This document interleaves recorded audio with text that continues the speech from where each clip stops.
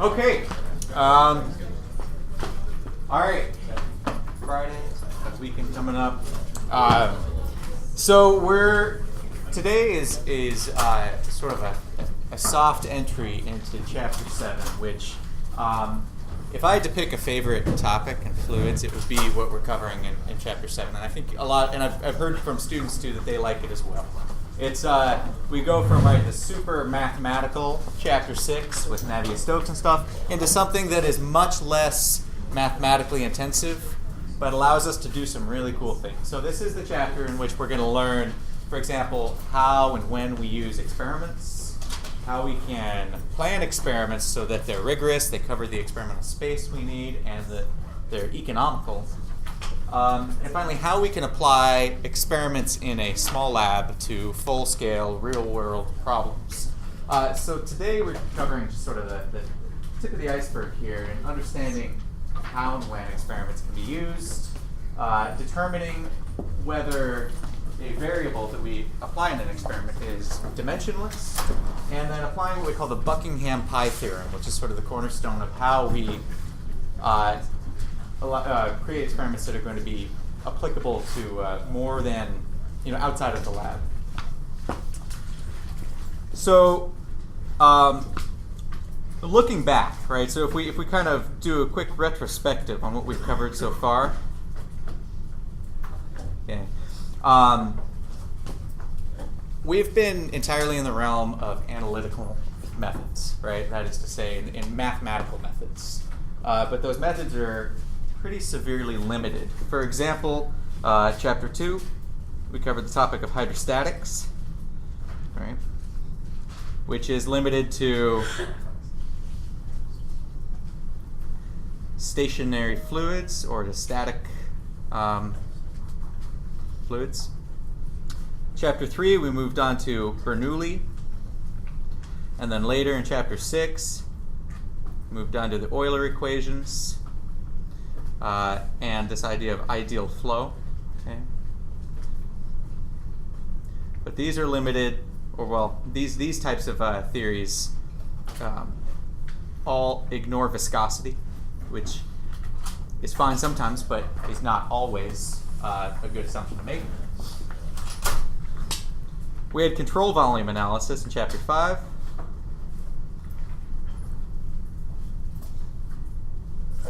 Which allows us to do some really useful things, but it lacks detail. By that I mean we're able to get forces on things, we're able to get moments, energy, but it doesn't give us,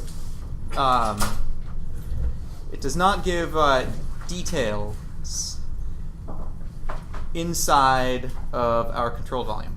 Okay, so we can't see details of the flow using control volume analysis. And then finally, we've got Navi Stokes, right, which is our most generally applicable theory, but because it's got so much in it, there are very few known solutions of practical interest.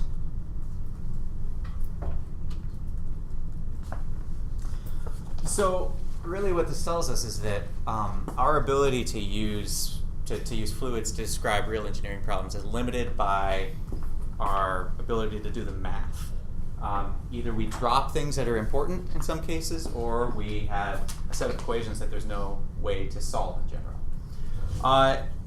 So the way we get around this is that we supplement our mathematical approaches, our analytical abilities, using experimental or empirical data.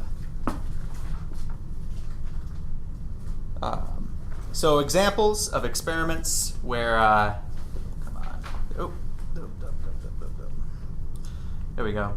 Examples of experiments where the mathematical descriptions would not be sufficient, or where we don't have the mathematical tools to describe what's going on, involve civil engineering problems like air pollution due to smokestacks, propeller cavitation, flow over complex aerospace structures, or this is a video from my recent experiments out in New Jersey, driving this amphibious vehicle through waves.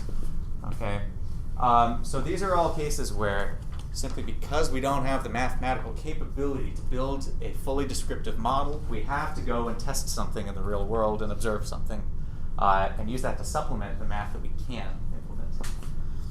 Another example, so this is a pretty interesting video. I'm wondering if the sound will work.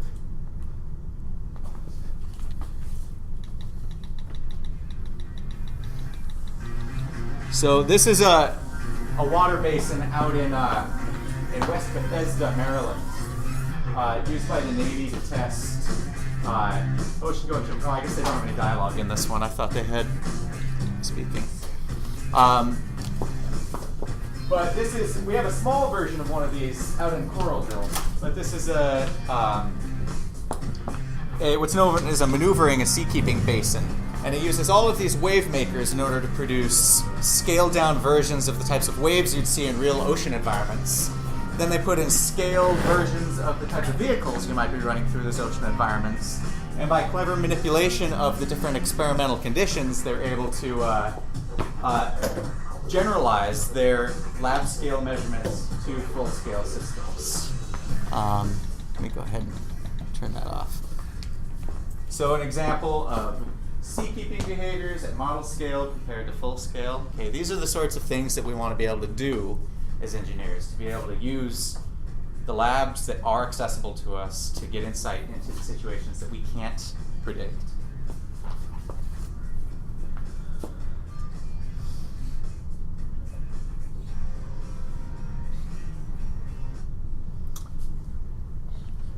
Okay, so to show how this comes about, we're going to start off with sort of a learning through example.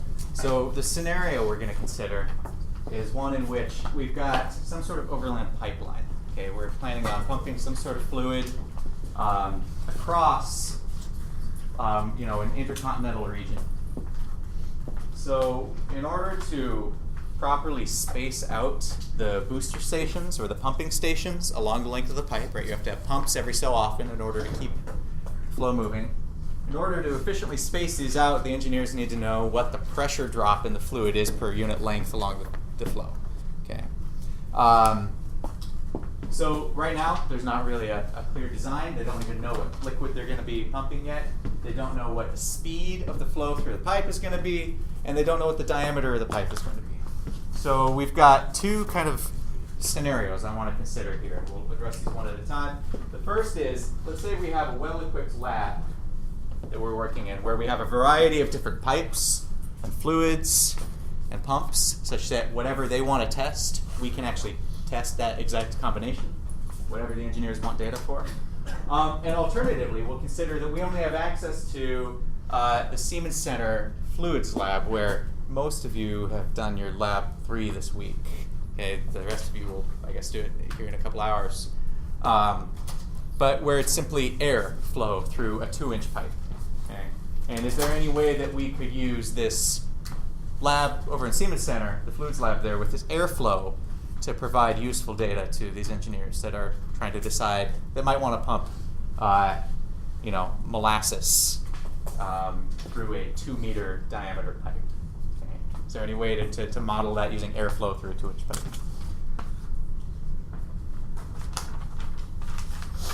So to start out,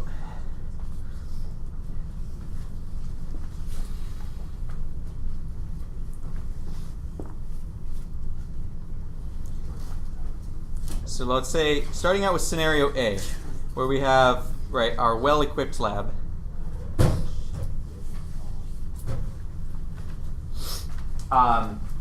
It's important to recognize that the pressure drop along a length of pipe is something that we cannot predict using theory. Okay? Even with Navi Stokes, it's an underdefined problem.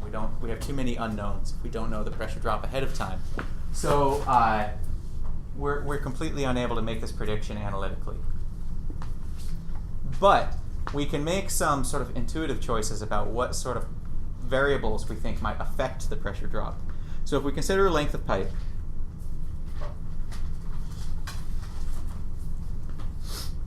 let's say that this is a length L long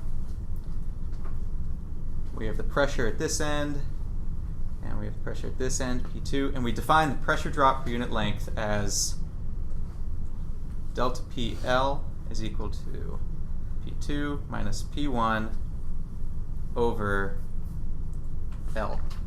Okay? Now, if we're considering that this is a section of pipe that has some fluid flowing through it,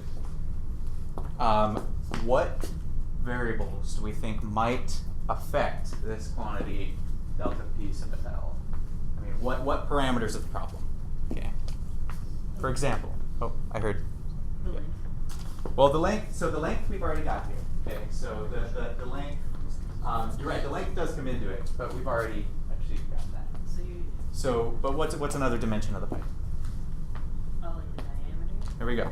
So let's figure the diameter is going to be 1. Okay.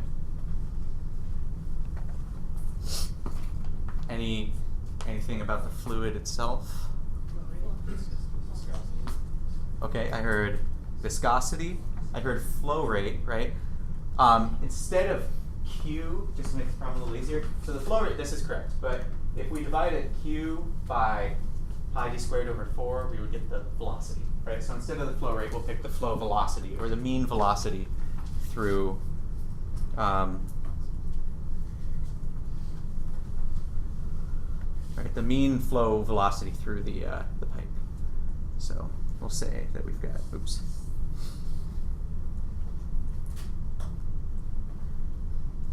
Okay, V, we've got viscosity as a fluid property. Anything else?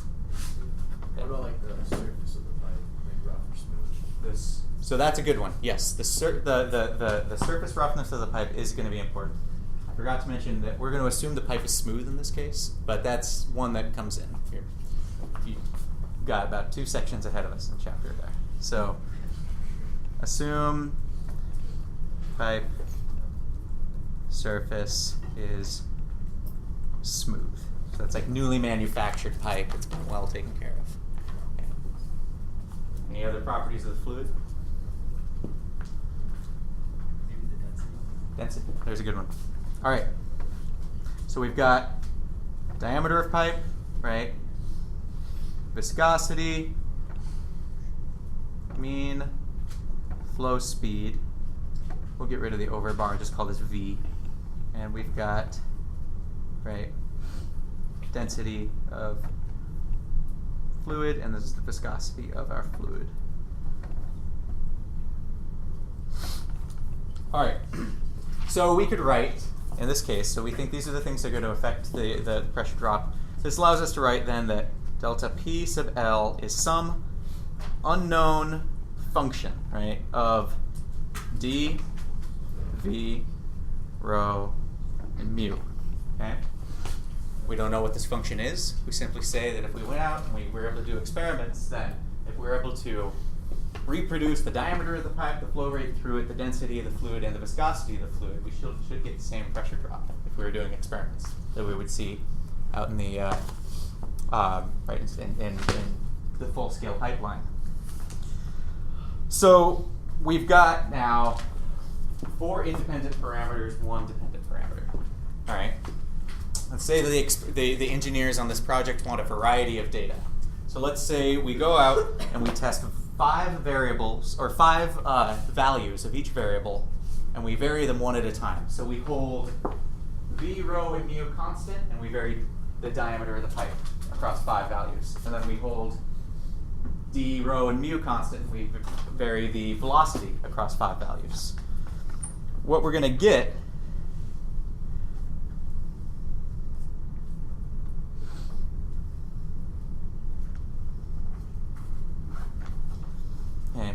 is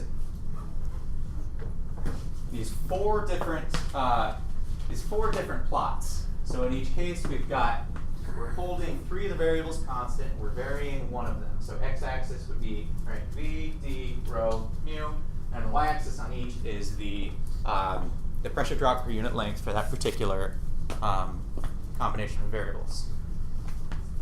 So in this case, we've had to run a total of 20 experiments.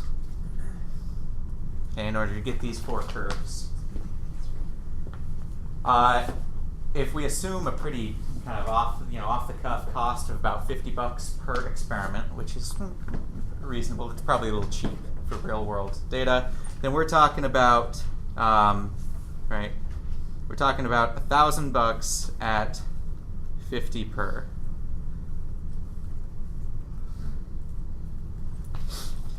So the problem here is that our data set is still actually quite narrow. In other words, we only have the pressure drop for each of the combinations of data that's actually plotted on here. So for example, if the engineers were like, oh, well, I'm interested in looking at this velocity, this diameter, this viscosity, and this density, okay? We don't necessarily have that combination of variables because we've held 3 of them constant while varying only one at a time. If we wanted to cover every single combination of each variable, we have to do what's called a full factorial design. In other words, every permutation of the different values of these variables. So right now,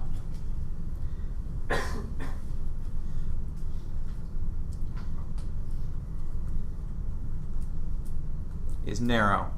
In other words, we cannot tell delta PL for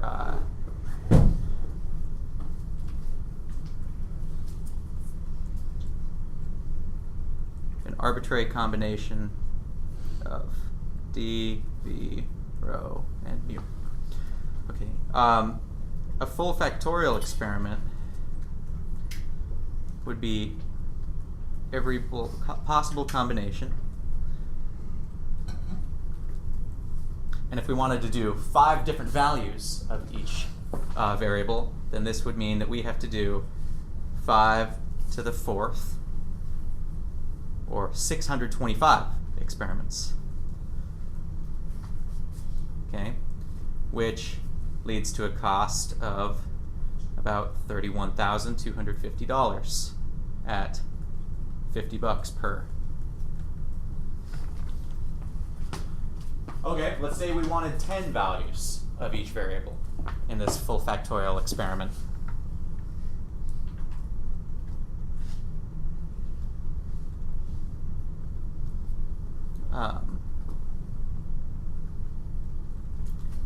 Now we're going to have 10 to the 4th, right? So 10,000 experiments, which is going to cost us $500,000, which is a lot of money to spend just trying different fluids flowing through different pipes.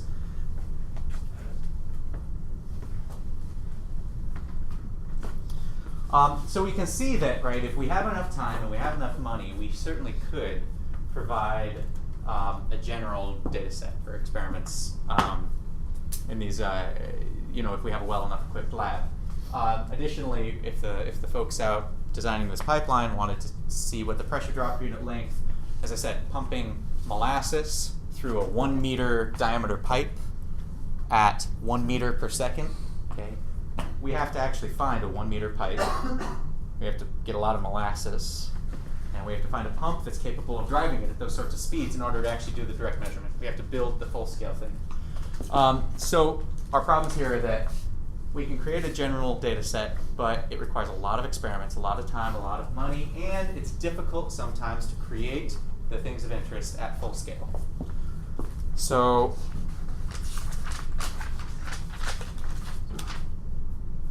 here we go. So we're going to move over to scenario B, where all we have access to is a lab with air flowing through a pipe of fixed diameter. We're going to see how we can make that useful to us. Scenario B, where we ask how to get useful data from a lab with air flowing through a fixed diameter pipe.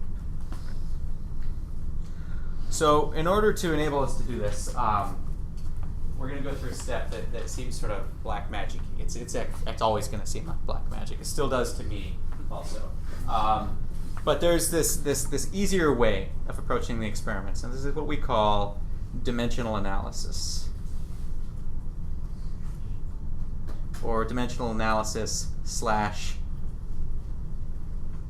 model scaling.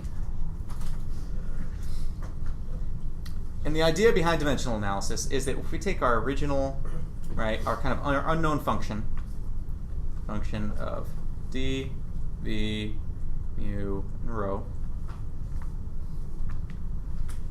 we have a total of 5 variables, right? 1 dependent, 4 independent. Now, by a process that we're going to learn in the next lecture, we're not going to go into how we do this yet. I'm just going to show you what this allows us to do. There's this mysterious step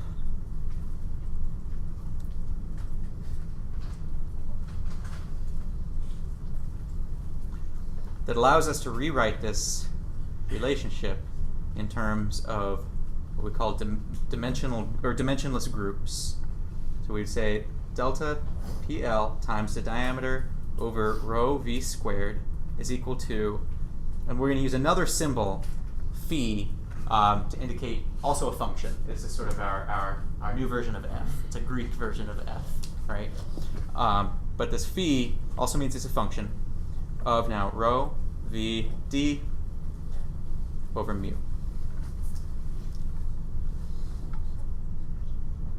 And we now have only 2 variables, right?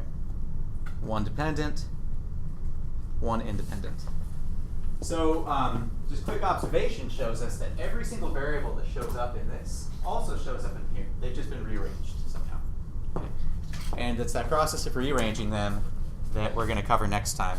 But the value of this is that now instead of having to test a 5-dimensional experimental space, we're going to have a 2-dimensional experimental space. So experiments in a lab would consist of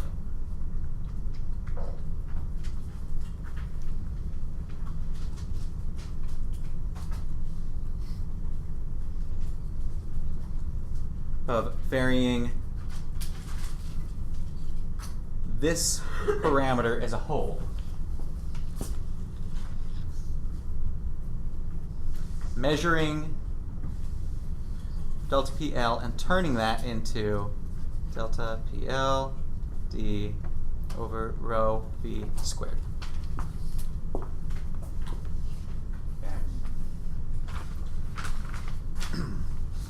And if we went ahead and did that, we would end up with a plot that looks like this. We could draw rho v d over mu plotted against delta PL times d over rho v squared. And we would go out and collect data points and draw a line through those, and that's it. That's our whole set of experiments. To understand why we can do this requires a couple of sort of intermediate steps. So I want to take a closer look at these two, our independent and our dependent variables here, before we go into this further.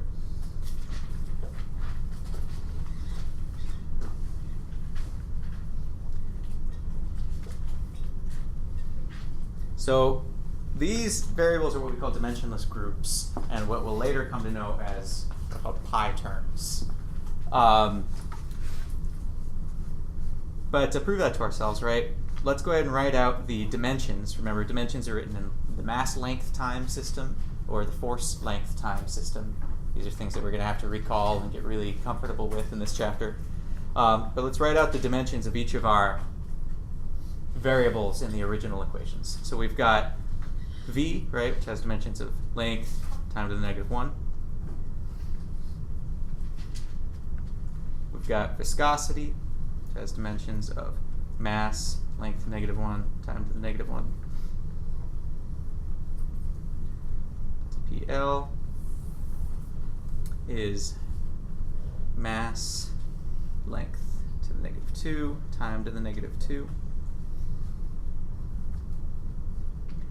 The diameter, right, is a measure of distance or length, so this is dimensions of length. And the density is the mass per volume, or length cubed. Okay.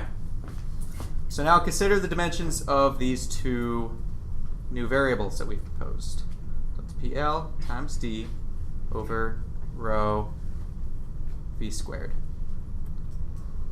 And rho V D over mu. This first one, if we just substitute in all our dimensions from the left, we end up with, right, mass, length negative 2 times to the negative 2, length over mass, length negative 3, and length squared times the negative 2. Okay, so if we went through and we compared all of these exponents, we'd find that we have, right, we have a length squared, length negative 3, that ends up being a length negative 1. Top we have a length negative 2, and a length negative 1, so those all cancel out. Oh, come on, I want red. There we go. All our lengths go away. We have a mass and a mass, those cancel out. Times to the negative 2, times to the negative 2. So we end up with mass to the 0, length to 0, time to the 0. In other words, it has no dimensions. Okay, this quantity is simply a number. And we would end up with exactly the same thing in the second variable. Same story, we would end up with mass to 0, length to 0, time to the 0. So these are special arrangements of our variables that they come out as being simply a number. And the value of that is that now these two dimensionless groups, okay,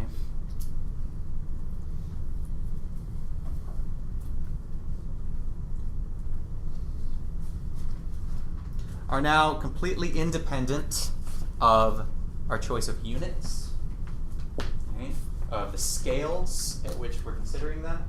So for example, if I have some collection of measurements, let's say I have a pressure drop per unit length, and so with some diameter pipe, and some density and some flow velocity, if I increase the diameter of the pipe by a factor of 10, and I increase the density of the fluid by a factor of 10, this quantity stays the same. Okay? So they're scale independent, and they're completely independent of our units, which means that when we use them to create an experimental space like this curve here, this curve becomes universal to any smooth walled pipe with, right, that satisfies our other assumptions. So in this case, with incompressible Newtonian flow.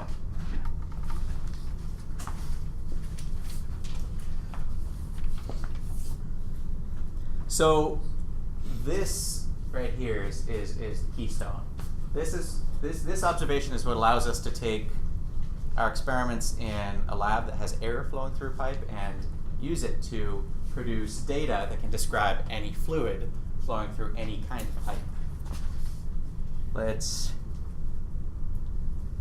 prove it to ourselves with some numbers. Well, let's at least practice some numbers. It's not proof unless we go see it for ourselves. But right back to our pipeline.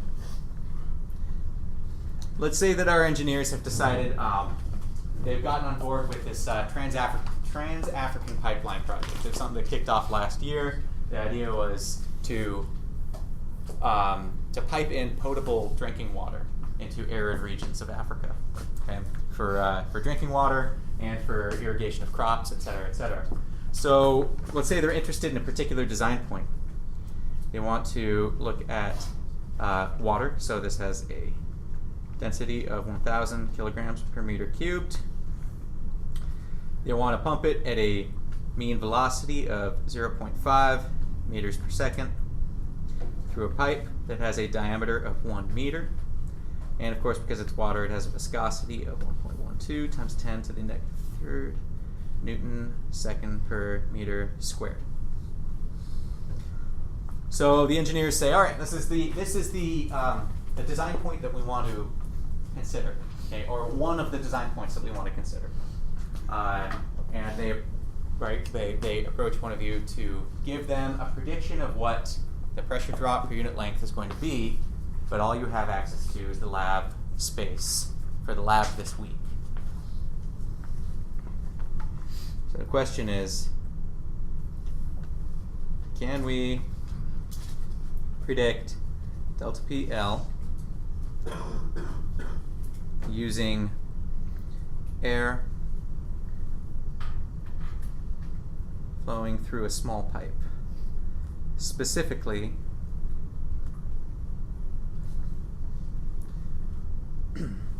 so we'll call this, right, our full scale. And in the lab, we'll say we've got rho is equal to 1.23 kilograms per meter cubed. Okay, that's density of air. The diameter of our pipe is fixed at 2 inches, which is 5.08 centimeters.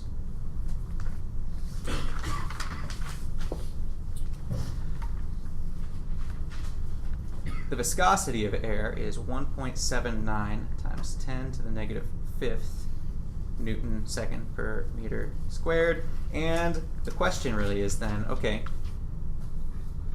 what's our velocity have to be? So if we come back to this idea that we've got some universal curve, right, that has on the x-axis, it's got rho v d over mu, and on the y-axis it's got d delta p l over rho v squared with some curve. The idea is we're interested in some delta p at full scale. Okay, we know the diameter, we know the density, we know the velocity. So what we need to do is find the corresponding value of this entire parameter. So this relationship here between rho v d over mu and d delta p over rho v squared is the same for the pipeline as it is for our airflow pipe. So it is, if we match this parameter between the two cases, all right, and we measure this parameter, that will also match between the two cases. And so we can take our lab scale measurements and turn them into full scale measurements.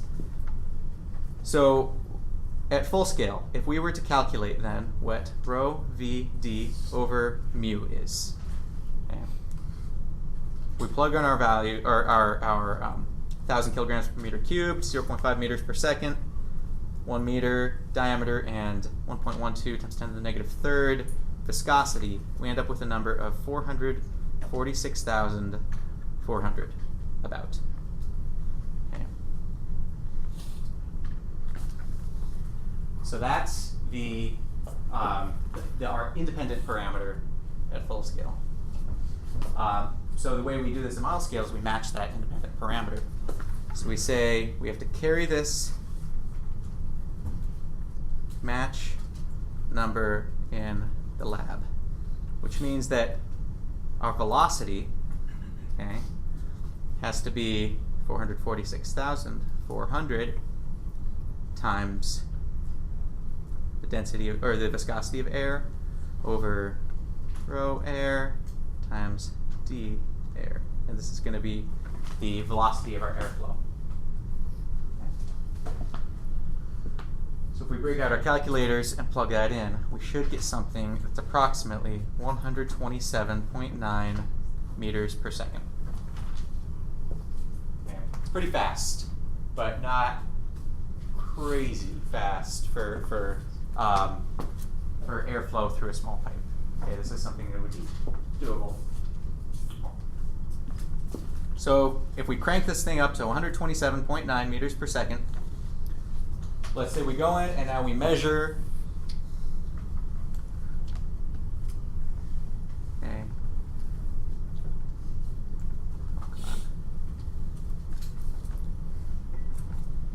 In the lab,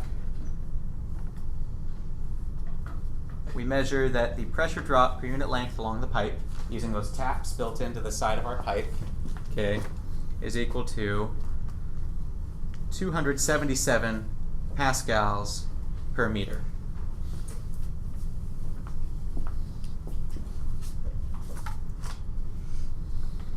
We could then calculate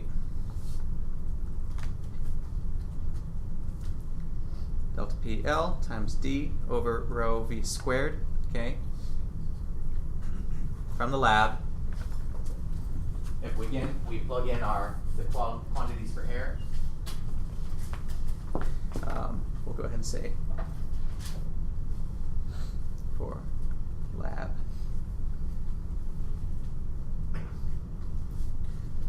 This would end up being 0.0007. Okay. So basically now we've got our point located on this curve for the model scale tests. But we've said this curve is universal to any pipe, so that means that that point on the curve is going to be the same for our full scale tests. Which means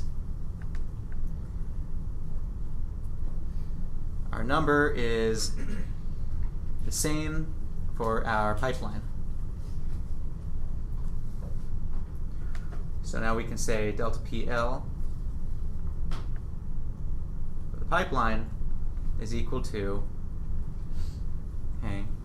0.007, 07, forgot a zero there, times rho V squared over D, which is going to end up being 0.175 pascals per meter. I know we've got the number that the engineers want. Okay, so like I said, there's a little bit of hand waving going on here, because this idea that we can take a bunch of variables and somehow smush them together so that they're dimensionless and say, okay, now it's universal. Okay, that's the stuff we're going to cover on Monday. But I want to point out how powerful of a tool this is. If we can bring ourselves to trust this process and say that, sure, there exist dimensionless groups that allow us to make a relationship that is universal to the systems that we're describing, then, for example, if they wanted to know what, let's see, then basically this experiment that we did with air flowing through the pipe at 128 meters per second, this is applicable not only to water flowing through a pipe at half a meter per second. It could also be applicable to, let's see, it could also be applicable to molasses, okay, which has a viscosity, I don't know how much greater is it than water. Let's say 1,000 times greater, okay. It could also be molasses flowing through a pipe at 1/1000th of the velocity, okay. So, because this variable stays the same for both of those cases. So this brings us to what we call the Buckingham Pi Theorem. And this is what we're going to cover in more detail next week. Buckingham Pi Theorem.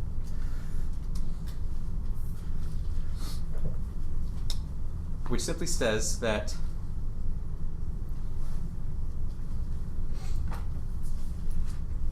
if an equation involving k variables, this includes independent and dependent variables, is dimensionally homogeneous or homogeneous. I forgot go. It can be reduced to K, to capital K, come on, eraser, there we go, K minus R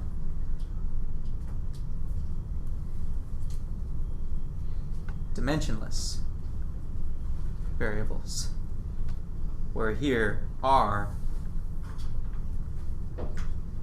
is the minimum number of what we call reference dimensions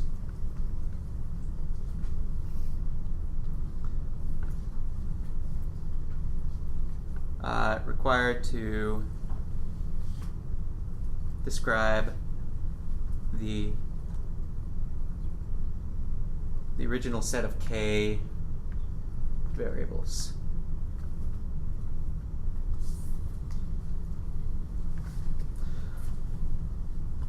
Okay, so let me offer some clarification here.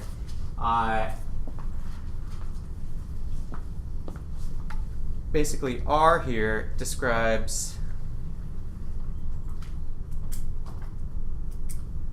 how many unique dimensions, right, of mass, length, time, and temperature, okay, in our dimensional system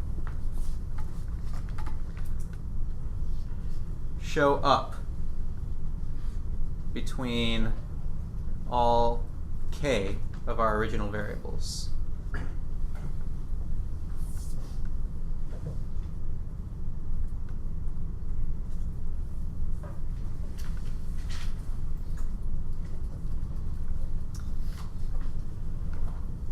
And these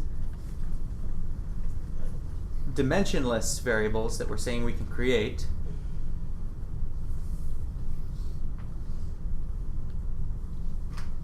are what we call pi terms or pi groups, okay? Written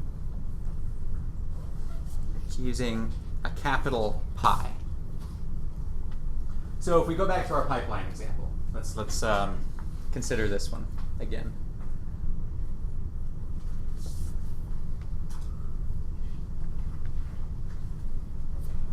For a pipeline.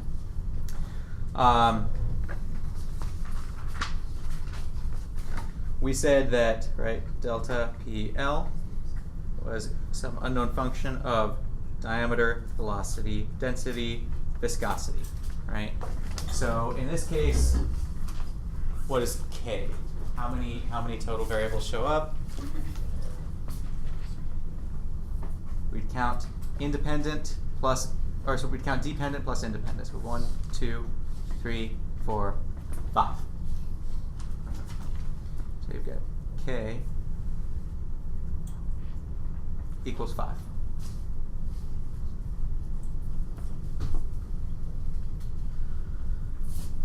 Now, I'm going to scroll up here for a second to where we wrote out the dimensions for each of these variables. Okay, up here.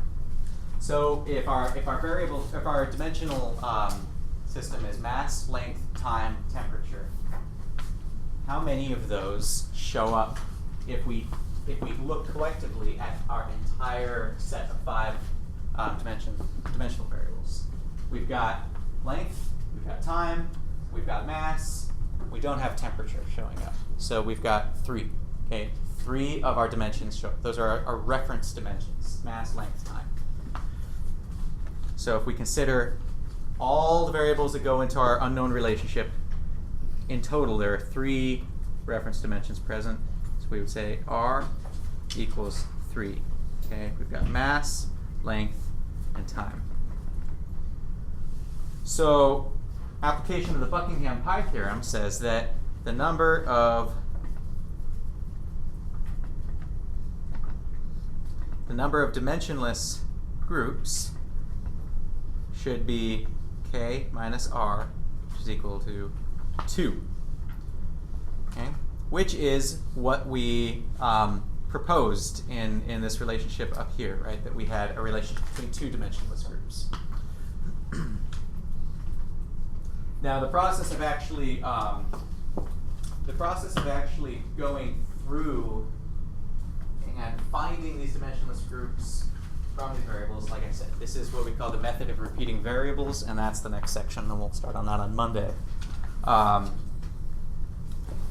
But let's do one quick, just a 3-minute example here on something that isn't our pipeline. So here's a classic experiment. The drag on a sphere. Okay, so if we take a sphere and we put it into a moving flow of fluid,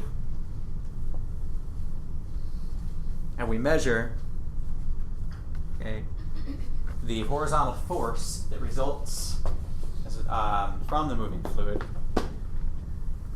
we could say that what variables, or we could ask ourselves what variables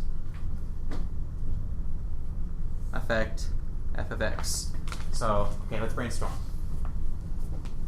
Any ideas?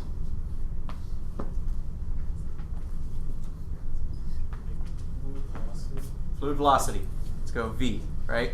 Which has dimensions of length time -1. Sphere diameter. Diameter. Dimensions of length. Okay. Any others? Mass. The mass. So let's say we're holding the sphere stationary. Okay. So it's not moving, so there's no MA term. Okay, let's say we put it on a load cell and we blow fluid past it. All right. So in that case, the mass would affect like the terminal velocity, but Viscosity. fluid viscosity. Okay, mass, length -1 times -1. Density. Mass, length -3. And earlier for the pipe, we heard about, possibly like the condition of the surface. So what if we said what we call Ks, or the surface roughness?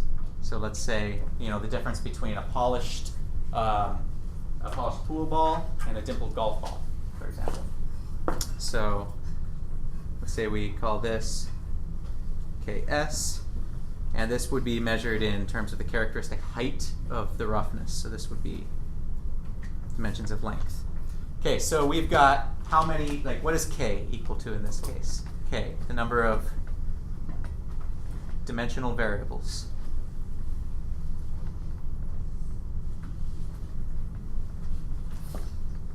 Well, we've got, right, fx is some function of v, d, mu, rho, ks. Okay? So k is equal to, or someone say 6. R, number of reference dimensions. So if we look over here on the right, total, how many do we see? 3 again, right? We've got mass, we've got length, we've got time. We can find each of those at least somewhere in that set of k variables. R equals 3. Okay? And so applying the Buckingham Pi Theorem would tell us that if we were setting up experiments, we would be looking for a dimensionless relationship between k minus r equals 3 dimensionless groups. Okay, so that should give you what you need to take care of the current homework. I'll be sending out a scheduling doodle this afternoon to figure out what time works best for the most people for a review session next week. And then I'll be publishing solutions to the practice exam probably later this evening. Is R always 3?